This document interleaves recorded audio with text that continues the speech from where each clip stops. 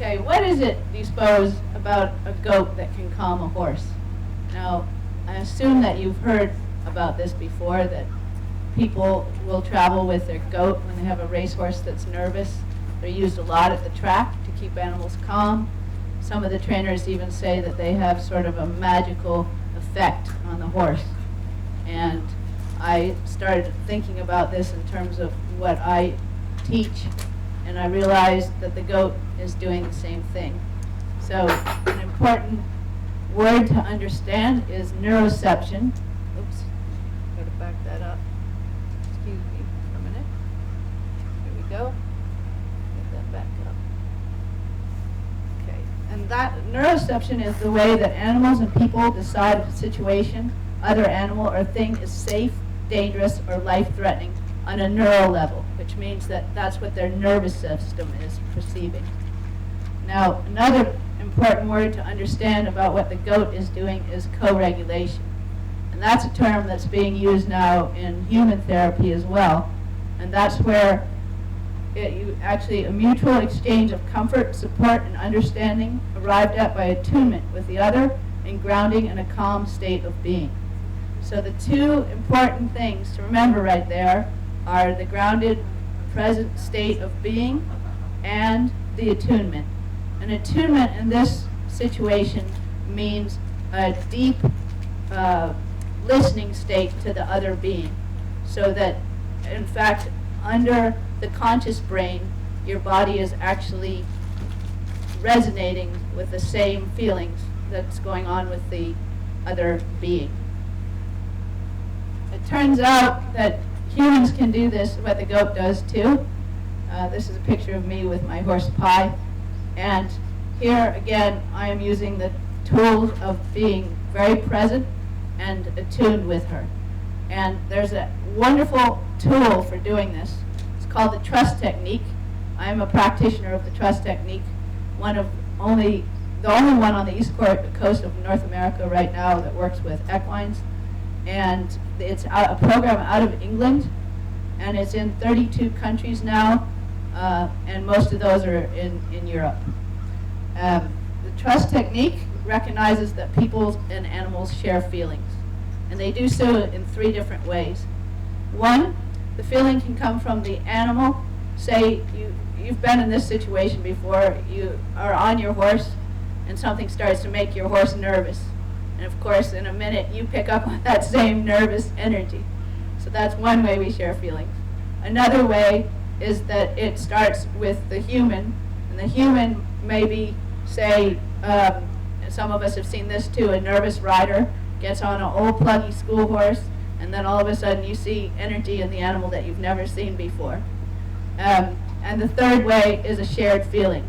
Say if you had just been abandoned by your husband or wife and you decided to go to the pound to get a dog, but just as you walked in the door, someone came in with a cat that they said had been abandoned in the middle of the road, and you all of a sudden had this very overwhelming, strong identification with that animal because of that feeling.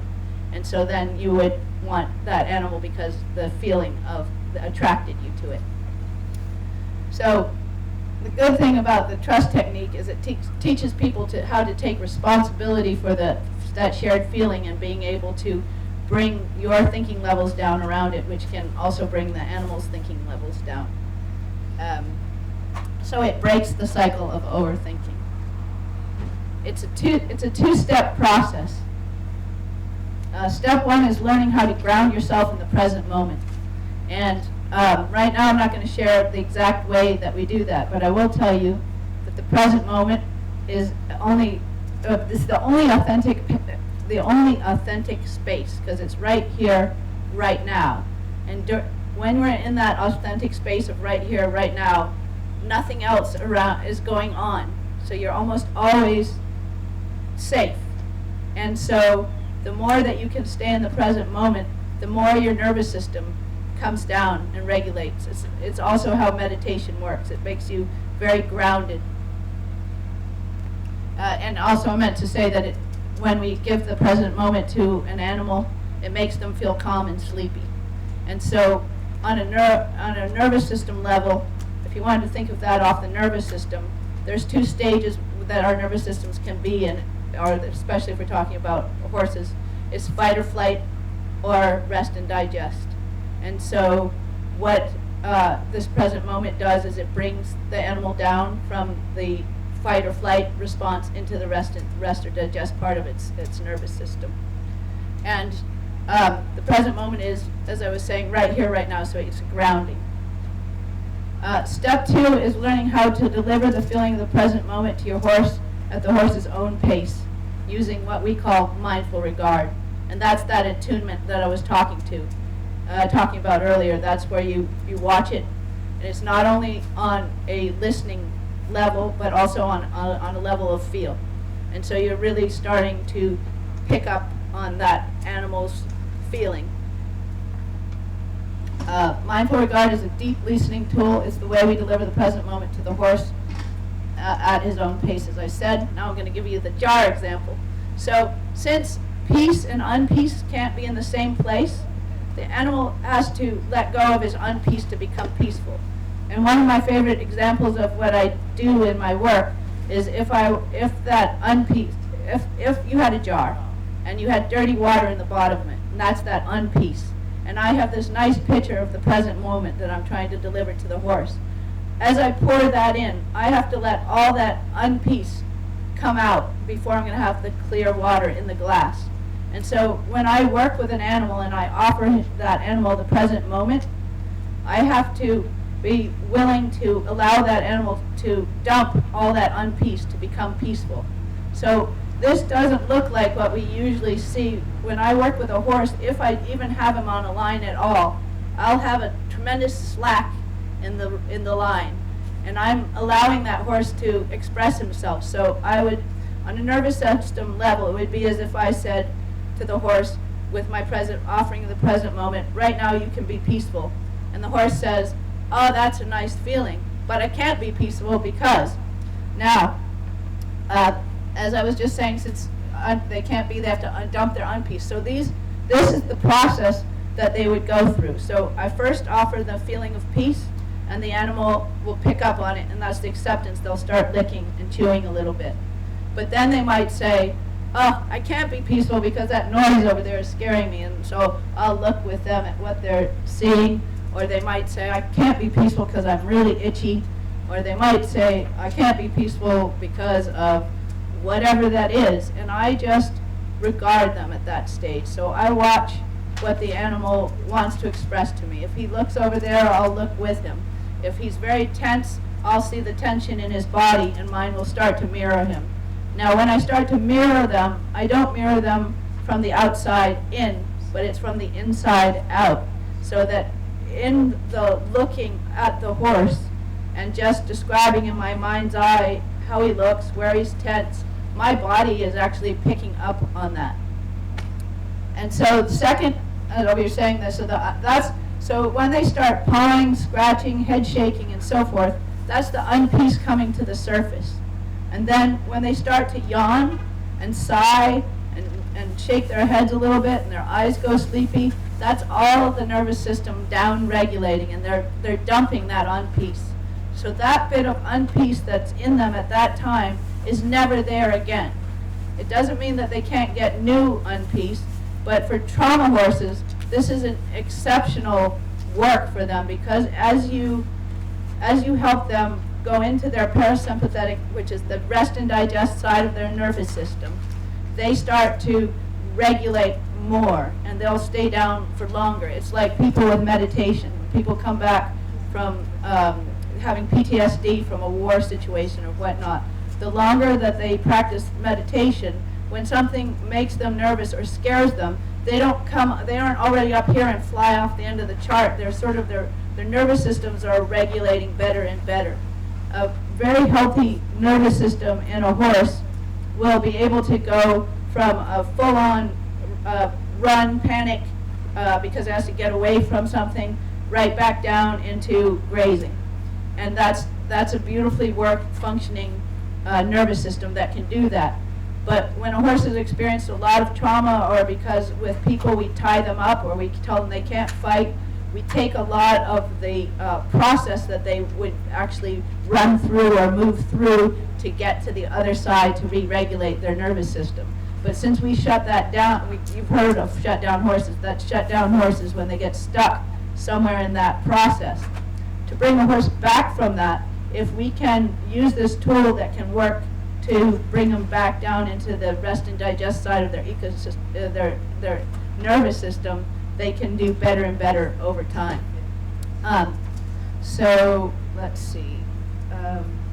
This two-step process of the present moment and mindful regard is called creative reaction, and is the first level of the trust technique. So we call it creative reaction because we create this feeling of peace, and then we share it with the animal, and they react to it. The next level of the trust, okay, I want to say yes, the creative reaction builds trust and confidence in the animal, and it also deepens connection, because the more the animal sees that you're aware of them, the more trusting and confident they become in you. And the more you help them get over things that scare them, the more they look to you for that connection. The second level of the trust technique is called realization learning. And the reason we call it that is because we aren't forcing an animal. I'm going to give the example of getting a horse onto a trailer that doesn't like it. So when a horse gets too nervous, they can't think anymore. So if we had a scale of 0, which is completely asleep, and 10, which is a full-on panic, if your horse is over a 7, he's no longer in a thinking state.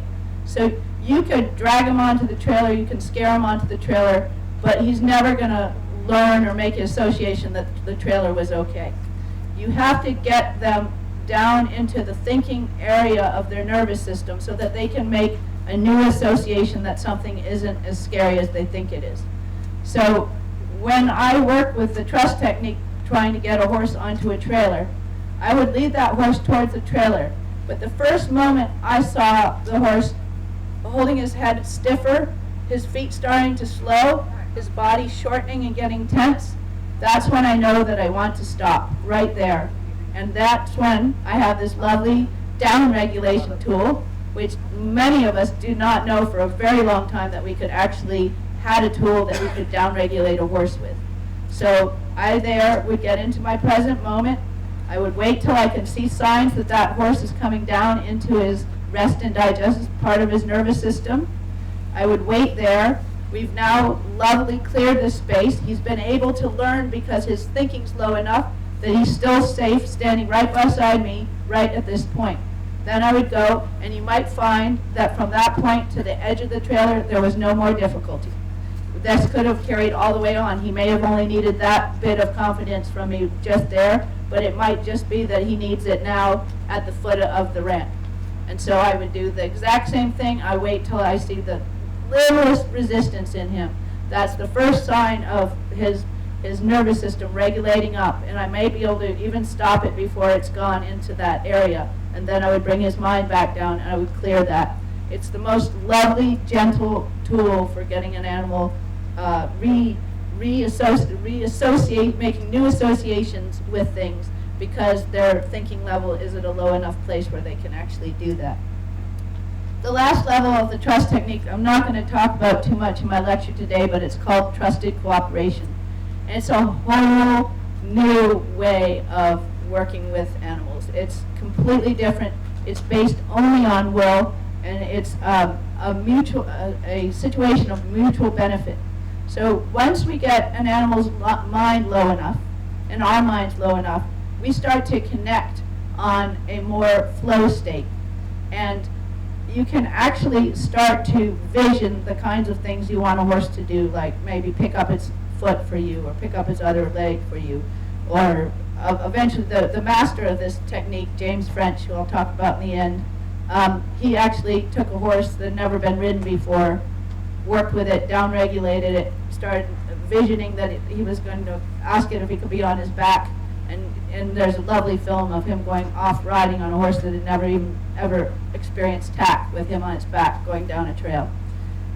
He's fascinating. I can't say that I can do it to that degree, but I've gotten as far as taking a nervous horse that would not be saddled, having it follow me, never putting a halter on it. My husband can attest to this. Follow my hand in. I present the saddle pad, the saddle, and he'll even put his head into the bridle and everything. And that was a horse that was scared of being tacked up. All through this type of work, but that's only working with mutual benefit. So in the end of those sessions with him, I do give him a treat, but then I bring his mind down again. It's very different than just associating with a treat all the time, because then they aren't very clear what it was, but that's more like you go off to your job and I pay you for the work you did. So I'm not going to talk any more about that today. I'm going to go into some of the cases from my practice. So this first horse was I went down to Virginia and had a bunch of sessions that people signed up for. And this guy brought his horse in from a 3-hour drive away. He said that the horse, his information that he gave me on the horse was the look in the horse's eye wasn't the same anymore when he went to saddle it, and that it had gotten spookier, and that it just did not like having its saddle put on its back anymore. And so I started to work the horse on a loose rope, and then I had him doing the same thing. And this horse kept presenting that back leg, holding it in. And while I was doing my training, the master of this technique, James French, said, make sure you remember that they're always showing you something in mindful regard. So I was regarding this animal. He kept taking his foot and holding it into the center, and I realized that he didn't like putting weight on his back legs. I didn't trot him out. I didn't do anything like that. He just started showing us that he couldn't be peaceful because he didn't want the weight on his back legs. So this nice man that had driven all the way there with his horse, he was planning to go riding for 3 days. That was partly why they drove him down to the area. And instead, he didn't ride his horse, called the vet. We got home. Turned out the horse had both anaplasmosis and Lyme, and they found that there was stiffness in both the hip joints. So that was very interesting. This horse really just told me what was wrong with him. Oops, I keep having this trouble. I don't know how to go backwards. Does anybody know how to go backwards? Left arrow.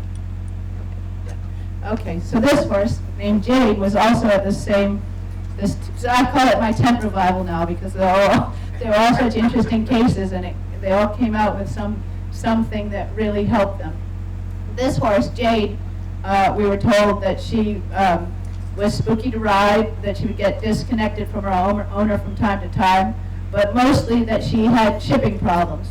So every time they took her somewhere, she seemed to get some kind of illness from it. And it started to be sort of an interesting pattern. They were telling me that they thought she had shipping sickness, and the vet couldn't really find anything wrong with her.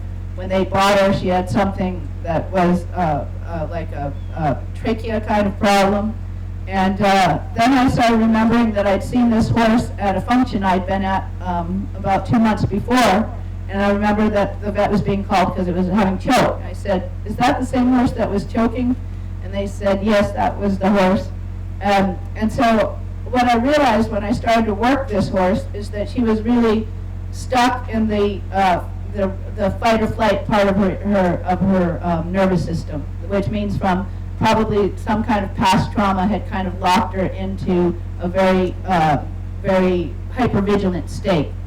And if you look closely at her in this picture, you can see how tight the neck is all around the trachea, right? You see how tight that all is. Now, when a horse is in the sympathetic, that's the fight or flight part of the ecosystem, of the nervous system, is called the fight or flight.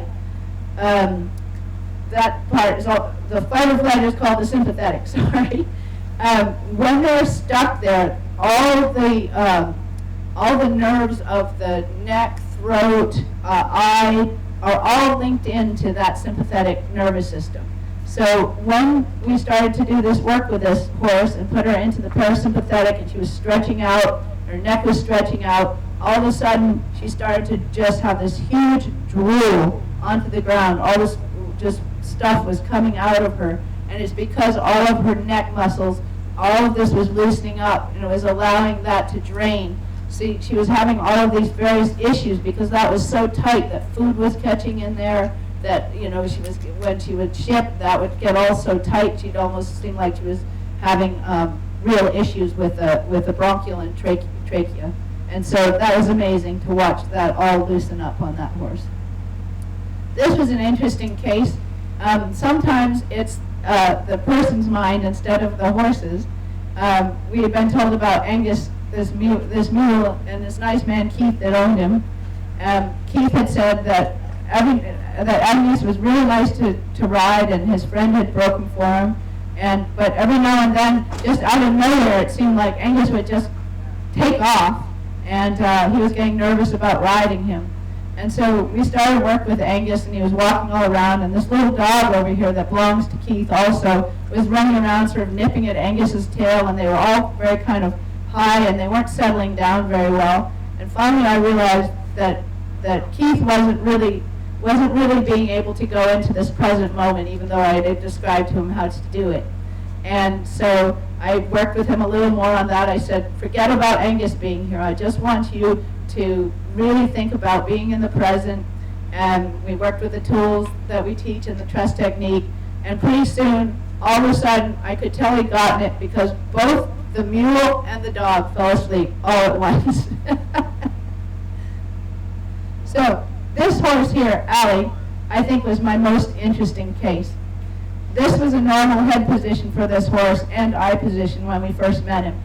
The owner had said that she'd only owned him for about 6 months, 3 of which he'd been at a training barn, and then he'd come into her stable.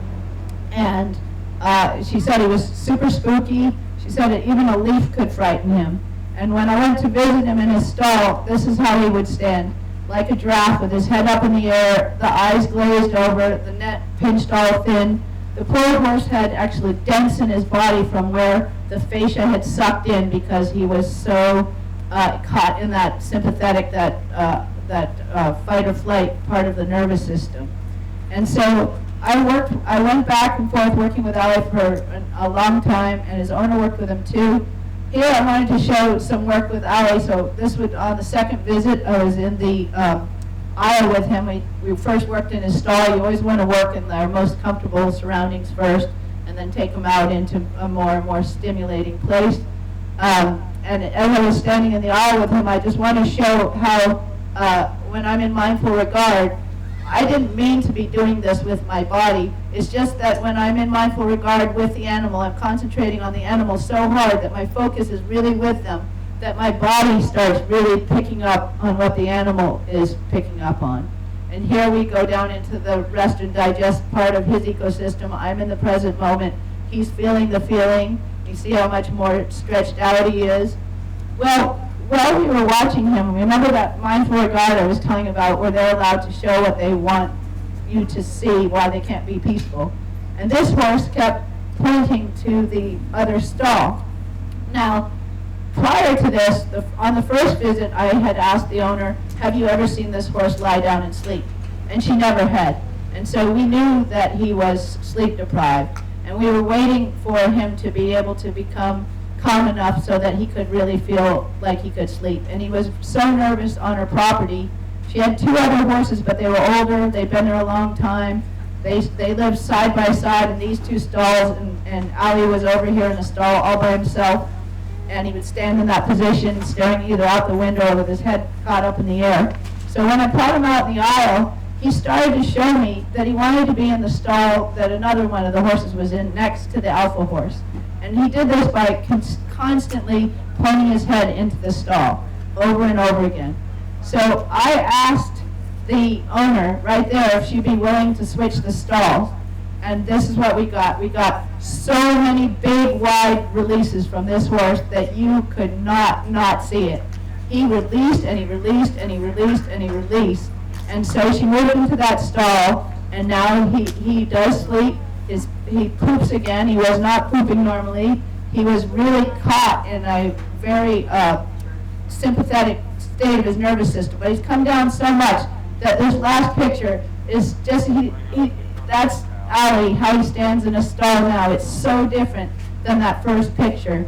And his owner is just so incredibly pleased, and she's worked so hard to get him there. But this kind of work can change the whole underlying nervous system of the horse.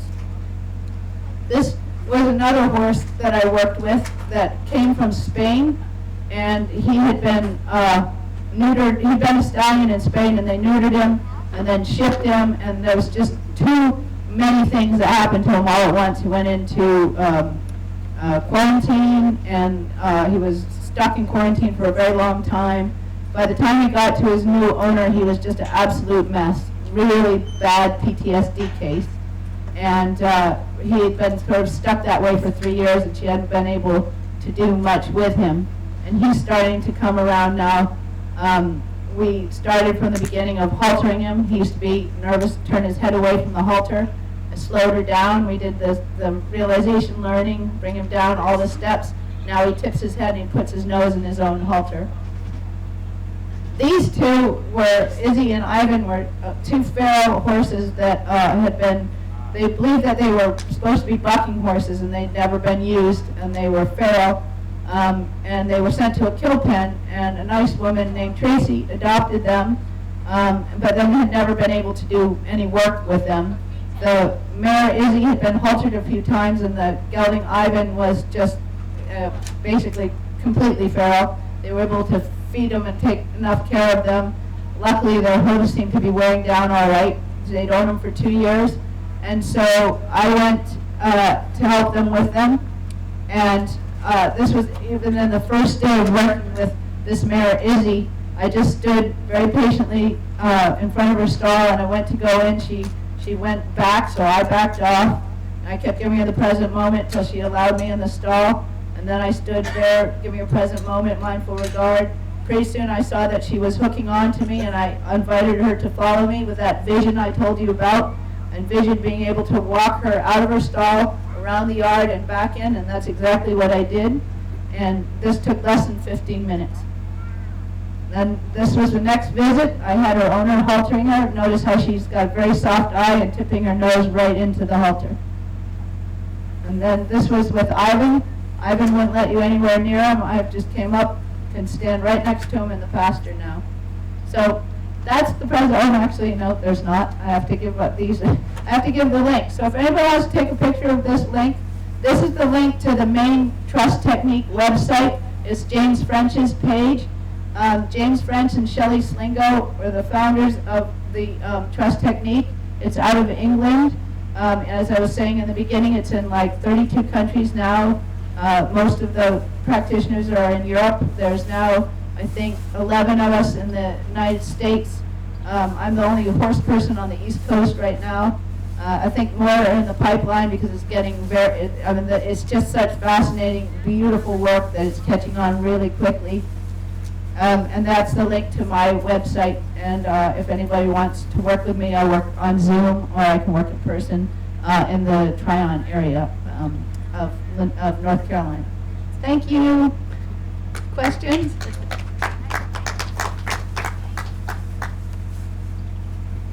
So you've written, full disclosure, I'm Bernie Harper, but there was a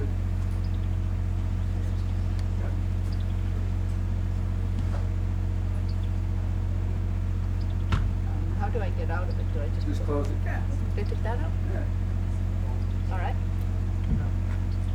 Could you briefly kind of explain the difference between like the pressure and release model, which is pretty much the dominant model now is pressure and release, versus this whole different thing? Yeah. So Bernie's question is a really good one. He knows that this interests me a whole lot. But since Xenophon, we've been using pressure and release with horses. It's pretty much the box that all of us know. And the work with it has been getting so beautiful, so subtle. So there is ways to use pressure and release very, very subtly. I'll think of just some names like Warwick Schiller. It's a good example of using pressure and release really well, really simple, very, very gently. But what I like about the Trust Technique is it uses absolutely no pressure. It's based entirely on will. And so instead of having to just move the animal away to have it come back to you. With the trust technique, you just simply lower your mind and draw the animal into you, so that the animal is always the one leading the show. It's never based on any putting pressure out so that it will turn back into you. It's based totally on being able to use this down regulation tool. It's amazing to have a down regulation tool. I don't think we've ever before thought we had something where we could lower the mind back down. So for that reason, I really like it. It's a very new way to think outside of the pressure box.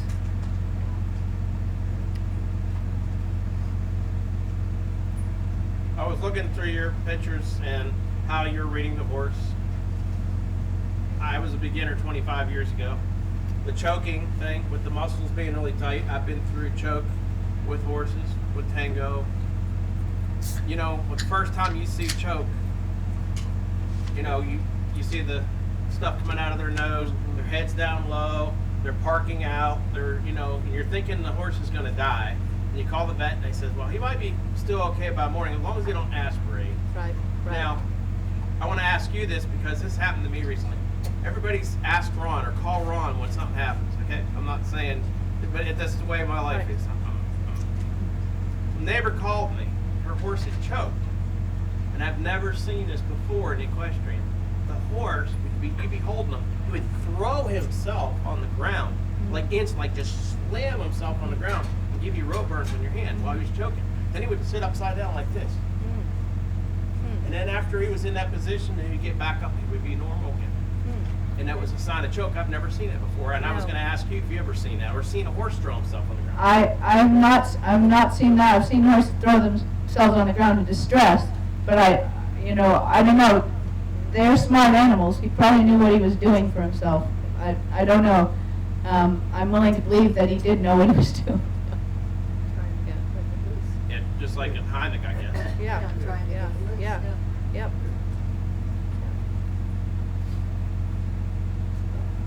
Thank you. Okay, Julie, you want to mention what's going on tonight? Oh yes, I would love to. Thank you, Lisa. So, I'm very excited to get to mention this. My husband here, Bernie Harberts, is a long rider and a filmmaker. And Wait, what's a long rider? okay, so a long rider is an individual who has ridden more than 1,000 continuous miles in one go with their horse, mule, donkey, or camel, or any other such animal you can ride. This, however, is a film where Bernie was in a wagon and he goes from Canada to Mexico. It's absolutely, I know I'm biased, but it's an absolutely gorgeous film that Bernie filmed all himself as he rode across country in his little wagon with his mule named Polly, who we still own. She's in her 30s. She's a rock star. Come tonight and watch them. What time is it? It's 7 p.m. Okay, and we have a 6 o'clock movie right before that. We have Aubriana Johnson here, and Julianne Neal, who will both be the filmmakers. Hip, hip, doing hooray it for that. After that. If I'd known that, I would have announced them too. It's just going to be a fun It's going to night be an exciting night, everyone. Please come. 6 o'clock till Yes. about 6 o'clock. 8:30. We're good. We're going to have some fun in here. Perfect. Okay? Very good. If anybody wants a card, please come up and get one.